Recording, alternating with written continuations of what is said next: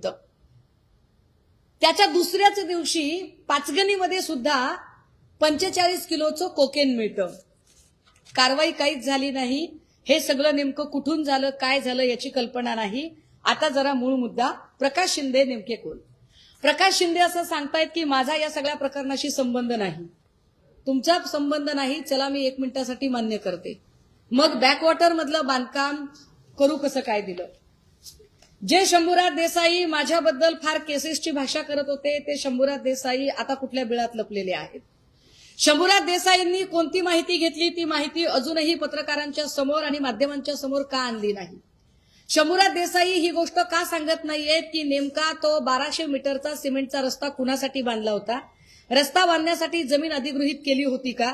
जमीन अधिगृहीत केली तर ती कोणी अधिगृहीत केली होती? याबद्दल शंभूराज देसाई कमालीची गुप्तता बाळगतात. जर ही प्रॉपर्टी उपमुख्यमंत्र्यांच्या भावाची नाही आणि कोणीतरी एका क्ष माणसाची आहे, तर तो क्ष माणूस असा इतका भारी आहे का की पालकमंत्री शंभूराज देसाई सुद्धा कारवाई करायला घाबरतात? शंभूराज देसाई अजून कचरतात का बरं? हे सरळ सरळ अनाधिकृत बांधकाम आहे, जी 7/12 त्या दिवशी प्रकाश शिंदे यांनी दाखवली. ती 7/12 दाखवताना त्यांनी सर्वे नंबर 17 मधली 7/12 दाखवली. मात्र जे बांधकाम आहे ते सर्वे नंबर 13B मधलं बांधकाम आहे. 13B ची जी सगळी मिळकत आहे, ती सगळीच्या सगळी मिळकत ही कोयनाची मिळकत आहे. म्हणजे ही सरकारी मालमत्ता आहे.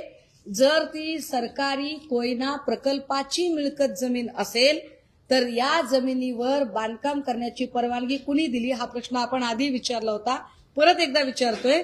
ते याच्यासाठी की शंभूराज देसाईंच्या सारखी माणसं जी अत्यंत बोलघेवडेपणा करतात, जी फार मोठमोठ्या गप्पा हाणतात, मात्र पालकमंत्री म्हणून ती झिरो असतात. मी मागेही म्हटलं की पालकमंत्री म्हणून शंभूराज देसाई हे ढ आहेत. कारण पालकमंत्र्याला कळलं पाहिजे आपल्या जिल्ह्यामध्ये नेमकं काय काय आहे. जर त्यांच्या जिल्ह्यामध्ये 105 TMC क्षमतेचं धरण आहे, तर या धरणामध्ये बांधकाम कसं अवैध झालं यावरती त्यांनी का बरं अजूनही तोंड उघडलेलं नाही?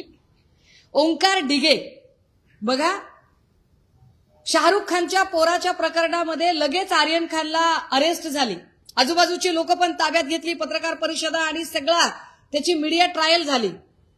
परंतु 115 कोटीचं ड्रग्ज मिळाल्यानंतरही जो स्पॉटला माणूस आहे ओंकार डिगे, त्याला अजूनही ताब्यात घेतलं नाही.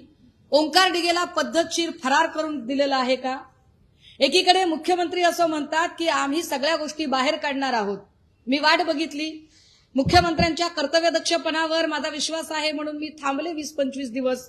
मला असं वाटलं की ते ओंकार डिगेला आता ताब्यात घेतील, पण ओंकार डिगे फरार झाला. रणजित शिंदे कुठे आहे?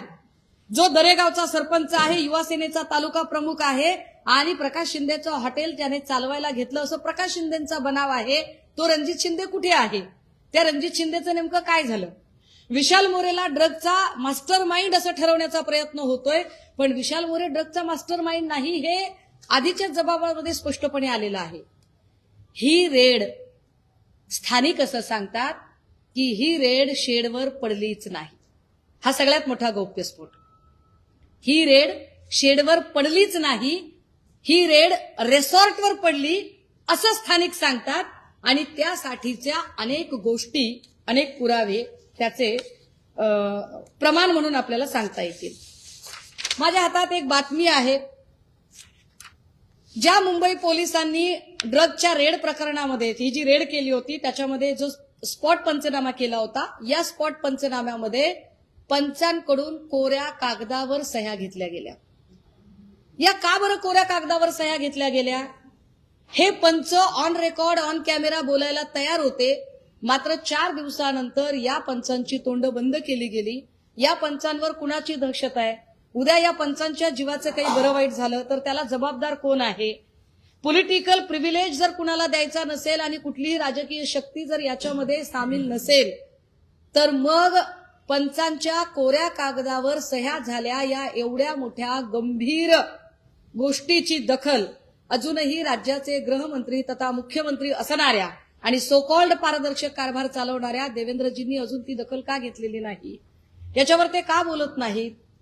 या प्रश्नांची उत्तरं गृहमंत्री कधीतरी देतील का किंवा पोलीस डिपार्टमेंट देईल का? जे शेड होतं त्या शेडची जी आम्ही जाऊन पाहणी केली होती त्या शेडमध्ये कुठेही एक शौचालय आहे, एक टॉयलेट